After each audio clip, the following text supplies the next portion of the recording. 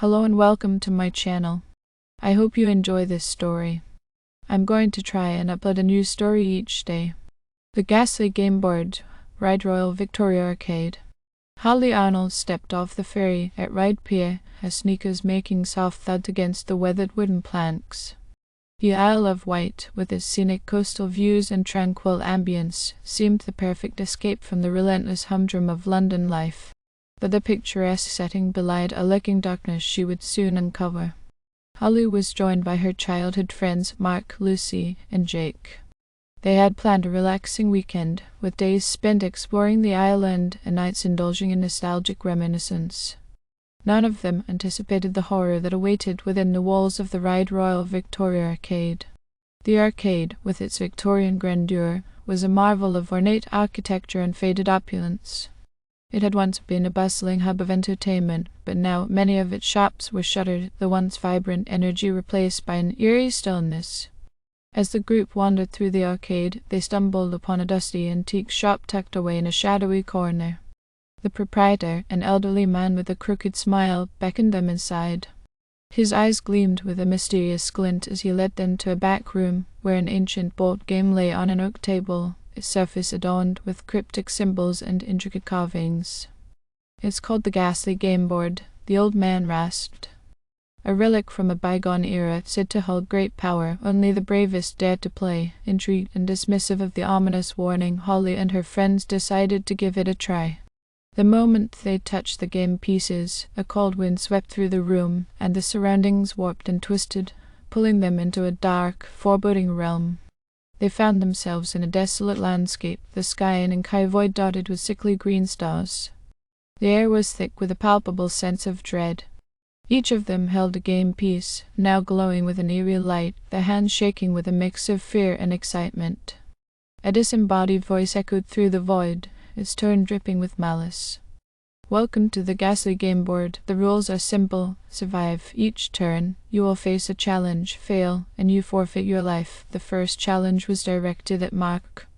The ground beneath him cracked open, revealing a gaping chasm filled with writhing shadows.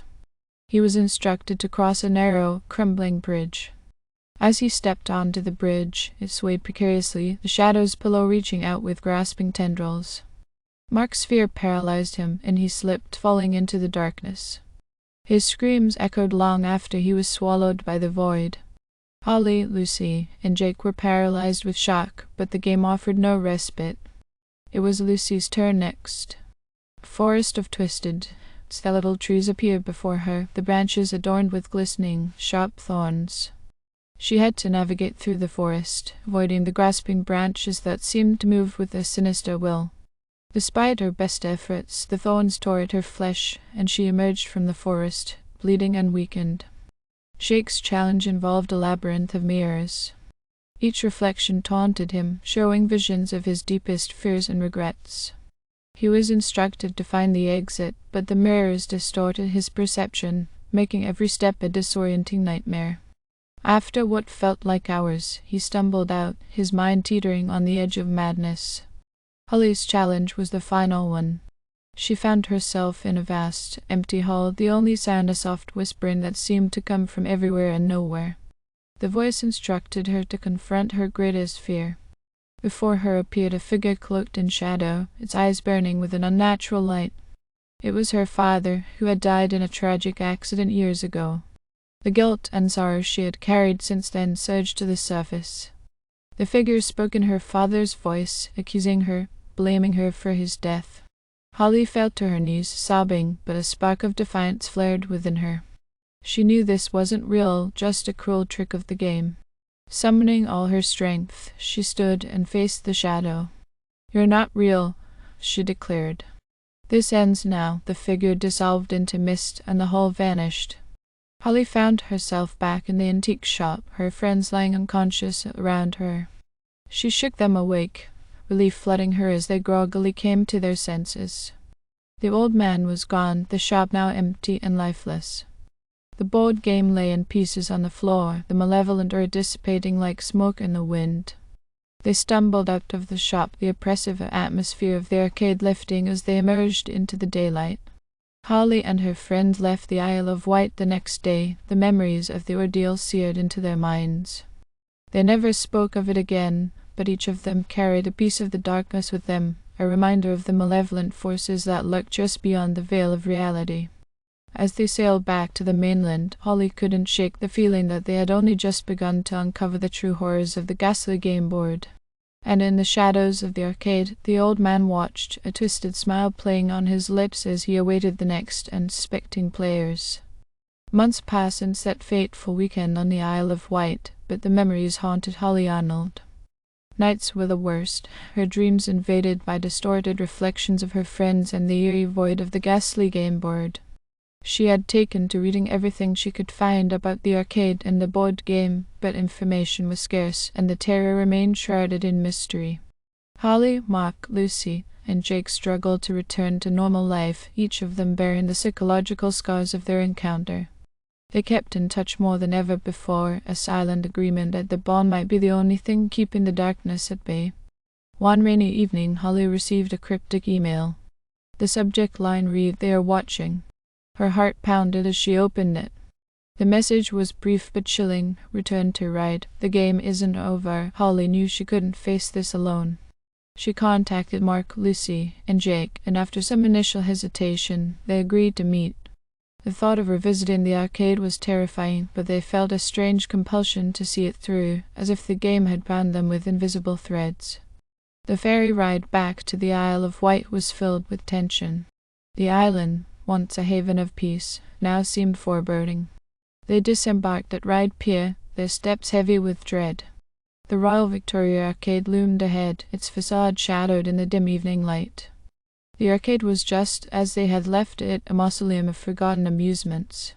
They found the antique shop again, but it appeared abandoned. The door, however, creaked open as they approached, as if inviting them inside. Inside, the shop was dark, save for a faint glow emanating from the back room. The broken pieces of the ghastly game board had reassembled themselves on the table, the cryptic symbols glowing ominously. The old man was there, his crooked smile wider than before.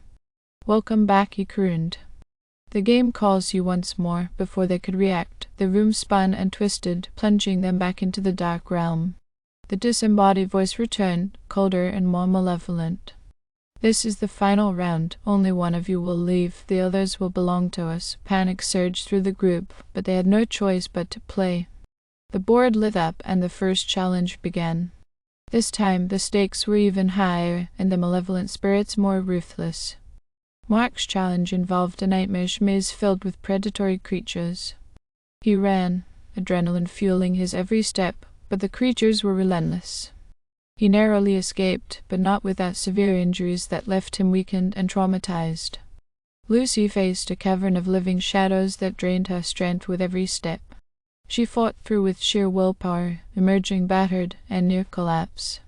The once vibrant and energetic Lucy was now a shadow of her former self, her eyes haunted by what she had endured. Jake was trapped in a haunted mansion where every room held a new horror. Ghosts of the past whispered his deepest regrets, taunting him. He had to confront the darkest parts of his soul to survive.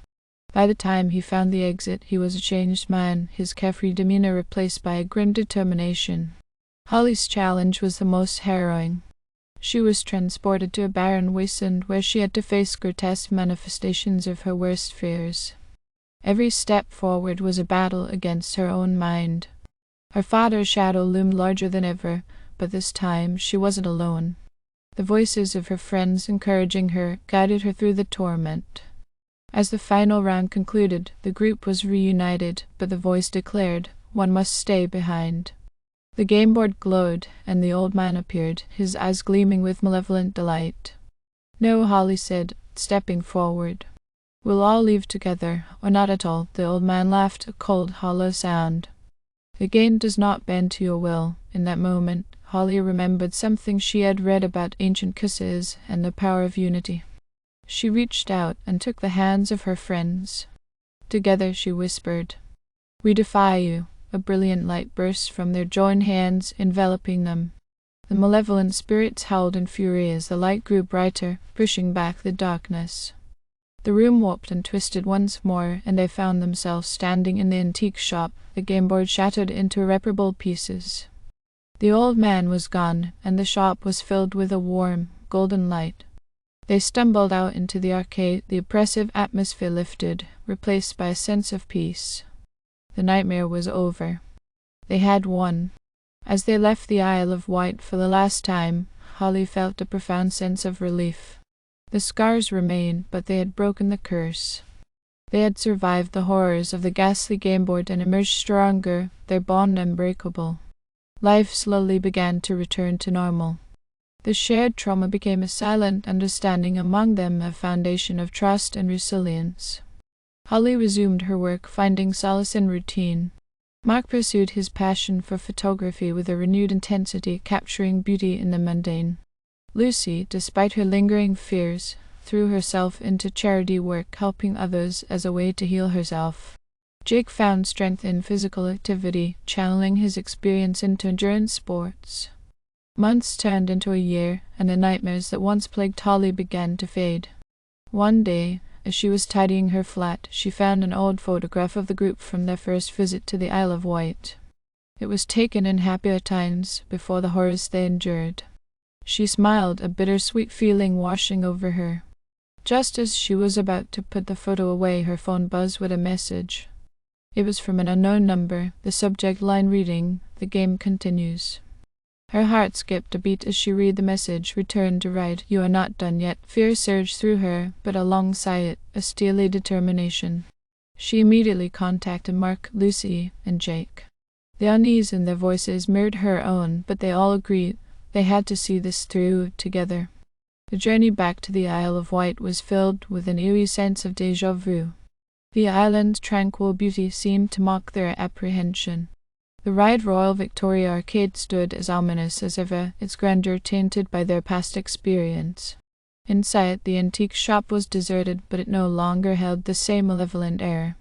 Holly and her friends ventured to the back room, expecting the worst.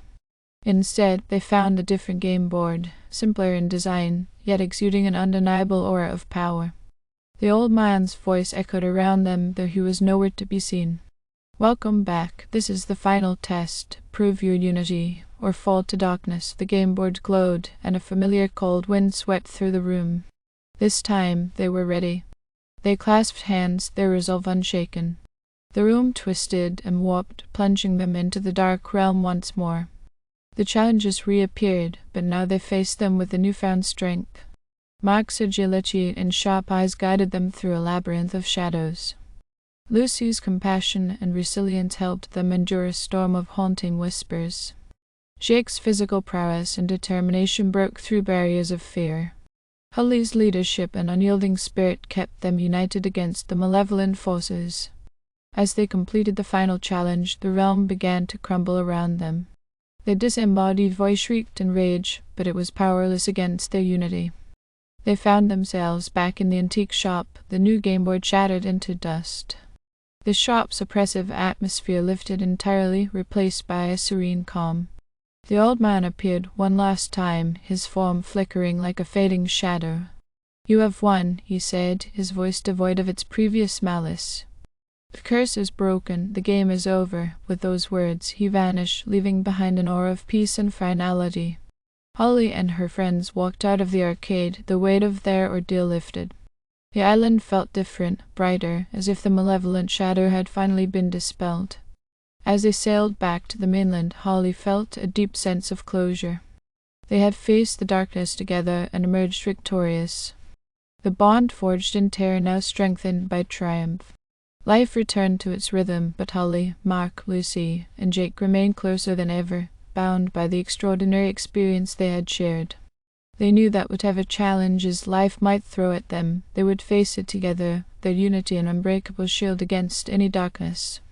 And in the shadows of the arcade, a faint, twisted smile lingered, waiting for the next unsuspecting souls to stumble upon the remnants of the ghastly game board. But for Holly and her friends, the nightmare had ended, and a new dawn had begun. Thank you for listening. I hope you enjoyed this story. Please don't forget to like, and even better, like and subscribe. Thank you very much, and I hope you have had or have a great day.